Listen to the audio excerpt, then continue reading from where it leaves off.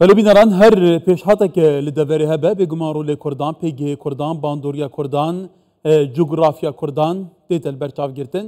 دبی کش فاکتن سرکین وان پیشهاتان و دبستانگی محک بچاره سریه یانجیک نبنجیه تواتل سوریه پیشهات نوهنه پشتوانیا کردان سراست ریمینی دولتی هیه سیاست مداره که هجایه پروژه خدکر و شابه کردستانی لنها لدور دجی برز دکتور محمود عباس كل ولايات تكساس لامريكا تقلمه دكتور دماتا باش به هرچند تلدوري وكو جغرافي لدليت الولات الزان تايبتي دي چارچو وان پیشاتو گواردن و گواردان دا كواتا تو راوشي چاد بيني دكتور هم سر آست مدگا زبالا حارمي جهاني بردان بحث پرسا كردان تكرن و هم سر آست ناوندن برياري ين كو بيگمان باندوريان لسر آراستا سياست و ولوينا دوري هيا بحث پرسا كردان تكرن تو چا وان پیشاتان بيني سلافوريز اشتراج بينري دلارا بتايبت ايرو برسكريه كملطي كرد قلق برجوانديات مشيني بيشغرتيا ملطي كرد وقتي كوتي كرين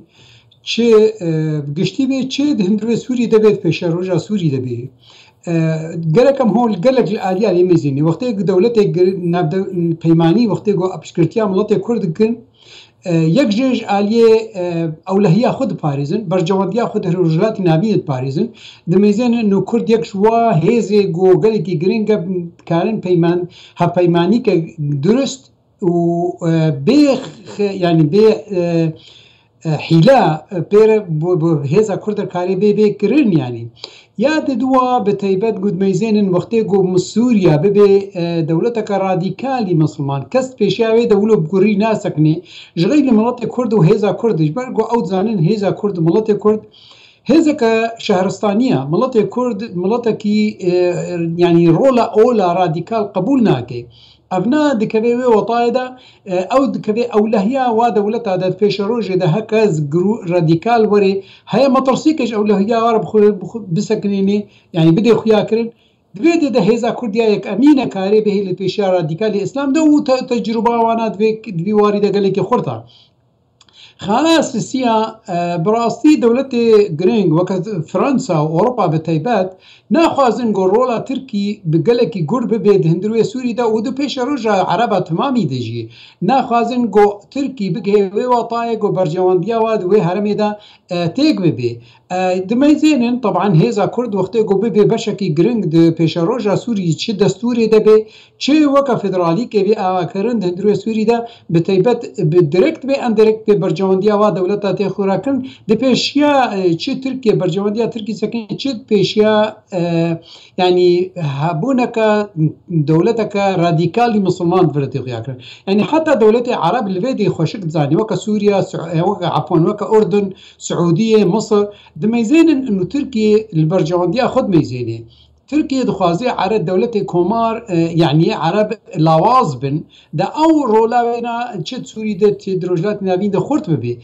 طبعا بل دكتور البته تظني هسياريا سوريا جغرافيا شان جرينجد كيف سر بحر اسبيف سنوري اسرائيليه عراقيه تركيا دي باندوريا وهي حقيقه جبران حتى نهار وشاوي شهر سر نهاجي بيقوم مبعوده هري من دولتي بخوه جركي ام دي بحث كردان كي كواتا د سوريا هذا كرد فاكتور كي اساسينه هم هزان لسر عردي هي هم پیوندينان هم پشتبانيان هي لجلو دواري سياسي دا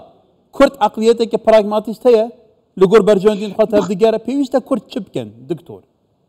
براسي مخابن حتى انها فيكي اللي كيتشتكو يعني سامس كردي رجابا باخبين يعني نبقشتي كردستان تمامي حتى فيكي اللي كي هيزا كرد براسي او براغماتيك جماعتنا هي ناكوكيه بارتيتيه بري دين سرماسي دو وقت جو ايرو جواتي خستن شاندك كردي او شاندك سركا او بده شاندا بيربي وك ميجوكا دولتها باخفتن ميجوكا دولتها كاربكن يعني او ناكوكيه جو بريبون گرک با آخرین حتی وقتی که هرما که کردی چه بو هنگی او ناکوکید منی اپوزیسیون از کردی دمینه یعنی گرک یعنی یکی نچته کی درست و نراست دوار سیاسی دا گەرەکە بمێن بەس بێکێلیکێ مخابن پراگماتیک نەئاخبن ئیرۆ ژواتی خۆستن حەممە ناکۆکیە بۆ هەنا ئاخفتنێ گۆ دژمن دکەی گەرەک ئەمیش بیرکن سەرما یعنی ئەو تەسریحاتێک گۆ دژی هەفت مەشێن ئەن کەسێ ڕێبەبەریە خۆسەر ئەو نا ئیرۆ ژوانای خۆستن خۆژاتی خۆستن يعني جركا هيسك كردي بآخفتن ولا قامش لو بآخفه بجرينجيا هذا كرد بدي خياكر إيرو هذا كرد هشتش صديج إقتصادي سوري دستيوي ده بيش صديج عرضا كردستان سوري يعني عرضا كردي دستيوي ده جران بولا كبه هاي تشين لا دولتي به چشبونی اولهیا و دولتا به چشبونی پشروجا سوری به ابنا مخابن حتی وی کلی که وی پراگماتی نامشینن ولی دکتر از خارجات ابو داخوانیه که ایمانوئل ماکرون راد گشتم تو زانی فرانسا دوسته که به همپاو به برجوندی کردانه یعنی فرانسا پروژه که بول سال نوتان سردم فرانسا میتران بو باشور کردستان اگر آلین به باندور او پروژه که خاجی بجی کربان ها هرم کردستان داسته که گله کی جواستر و پیستر و کارگرته دابا بو سوریه جی فرانسا پشتوانیا کردان دیگه دیالوگا کردان دیگه و دبیجه ام قد پشتاخانه داینه کردان فرانسا عندما هرتم یجبات اولکاری نبدولتی مافی ویتویه دیزاینر آنها سوریه سر اصل نبدولتی باندوریا یا گلکه که حتی گلو پیوسته کر چا و درفتش بگیرین که بگیرین همون داری باید نفکرین هلبت مثلا دولت دنیای دولت یگو ایرو تکلیه ملت کرد را دکن دزانین گرامبونا ملت کرد چی قاسم يعني چه دواره دیموگرافی دبی چه دواره اکونومی دبی چه جغرافیا وی دبی چه هبونه دروجلات نابین دبی کردستان و کرد گرانبونه که وی های گرانبونه که کاری باندورا خروجات نابین تمامی بگی و اونا دولت وقت فرانسا و اروپا و حتی امریکا وانا وی گرانبونی خوشک دزانن خوشک يعني شوپینن لمخابن هزا کرد ایرو وی گرانبونه خوا يعني قزنجنا که وقيمة جيرناكري يعني خنا بيني ويد كومارك كاربي دولتك آمادة بكي بميجوكا دولتي حتى فيك اللي كي ناخذ هزا كرد يعني هزا كرد إيرو رجع باي كردستاني وقتها بميجوكا دولتي آخذت بانا وي دولتك يعني وي كومار كوميتيني آباب كن هي يعني كوميتي جو بسر بنجها دولتك بانا او کمیته گرک ناکو کیته ده هبی بس چه پروژه جمع هبی پروژه وا چیا سوریا لگرک لا مرکزی بی سوریا گرک فدرالی بی از ناخوازم بلکه سوریا تمام فدرال بل هرما کردی فدرالی بی گرک جما خاله یخارن خاله دوا انه ما چشته گو دجمن مکه ترکی چت خوازه ترکی دبیجه قزنجي يعني اشتغاليات بيجي بيجرك بيكيكي سوري دركبي بيكيكي دركبي ديسا ميجوكا او ايديولوجيكا تنكاري هليني يختي قلت افدركب اما بي نوچه میدین گود پیککی کوادره و درکبن اما به دی پشک پیشمرگه روز ویورن گلوی ترکی سوچنا دی پیدا نکی گونو دیشان که لازمه کرد بیج چک بن و دبن سها انه لازم حمد چکی کردی غیر بکوی بن سها بله دکتر یعنی باش کرای اگر سرنجا تاور بگیریم آیا هستکاریا ترکیه لهمبر روشابای کردستانی هستکاریاوی لهمبر حسده و که او بجهزه که گیری دای پکیه یعنی زیادتر هستکاریاش برهنده کو کرد لور درفتک هاتیه نگشت آرمانجا خو ما بس تاوی چه یعنی تو سیاست مداره که روشابای کردستان ترکیه از بهوردم هر کسی کرد و خوشک زانی هلواسا ترکی نه پکیه بس سوجا يعني كي هيزك كردي وري وي سوجا كي دي بيدا بكي ديجوي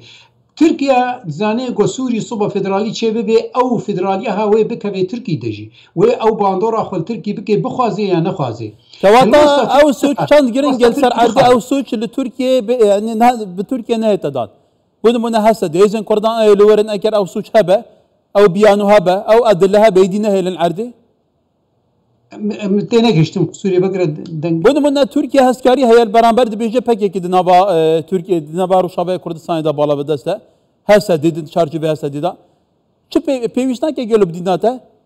be ay ki fermi pek ki rab gene koydi bu tu ay ki ilaqatı Ruşabay Kürdistan'ı niye hiç kadro berpise ki yüzü lورنيله meze kak abna suja سوجا يعني تركيا سوجا بهارك قصبة بيشمرق روج وري بكوي هرما كردستاني دا وديس سوجا كي بيدكي ما نوي وزيري دروي يا تركيا حقان فيدان بشكل كي زلالي خوشك قود لازمه هزا كرد او كرد تشكي خدين عرده وهيك يعني دم بين وزارة دفاع وورن بجرتيا حكومتا سوري بقرن بيجو بيج اباها حكومتك راديكالا حكومتك براغماتيكا حكومتك كومارا كوي صوبا پێشە ڕۆژەکە سووری وێ دەستورێ ینی مافێ مەڵەتی کورد بدێ خویاکردن بەس بدرکت ئەف شتەقالیا ها گوت دکتۆرەکە لە داوایە پرسا من ئەvە بە ئەگەر کورد چەک دەستێواندا نەبە لە سووریە بوونمونە وێ مافێ نامبێنە گەرانتیکردن گەل و وێراوشان چ هەوڵ ناکەم وێ مافێ کورد وێ مافێ کورد مافەکی بەلکی دەبن سەها الأمە الئیسلامیەدا مافەکی بزمان پێچێکی جهکی بدنەوانە دەبن سەها تەیت بەرینها ئەپۆزیسیۆنا سووری دژێک داخویاکردن المواطنە یعنی تو مواطنێ سووری ینی وەتانداشێ سووریەی بنوێ سهێدە تێ مافێ کورداوی بێ پاراستن وێ سوبە بەلکی هەپەژارتن کێچێکن بێ وەڵام بدنە خویاکردن وەڵام مەڵەتی کورد 1% ئەمێل گۆڕوەیەک 1% مەڵەتی کورد مافێوی بدنێدا یانی پشتگرێکا مەڵەتی کورد کە نەتەو کە ئەسەر عەرداخوا سەر خاکاخوا وێ تجارا لێ نەیەپرسن ئەحمەد شەرع بشکلێکی زەلالی خۆشک ئاخفتنا ترکیا گوت و ئەم قبول ناکن سڵتەکە لا مەرکەزی فدرالیکێ چی ئەم تجارا بێنا قبول ناکن و ئەف داخوازیە ترکیەیە ئیزن مافێ مەڵەتی کورد وێ کەوێ بندەستێ هەنە گروپادا یا ئەمە رادیکالی مسلمان یا ئەمە میژۆکە نەتەوا عەرەب بێ ینی ئەس بەهۆڕ ناکەم گۆ بێ چەک بێ نەبەس چەک بێ هێزەکە کوردی سیاسی گران باندۆڕاوێنا یا گۆوەکە دەولەتێ ناپەیمان پشتگوتیایەتکن بێ وێ هێزێ ئەس بەهۆڕ ناکەم مەڵەتی کورد بگەی ئەرمانجاخوا بەڵێ ji Texas li Amerîka birêz Dr. Mahmud Abbas siyasetmedar gelek spas Dr. Yên xweşiyê de gelek spas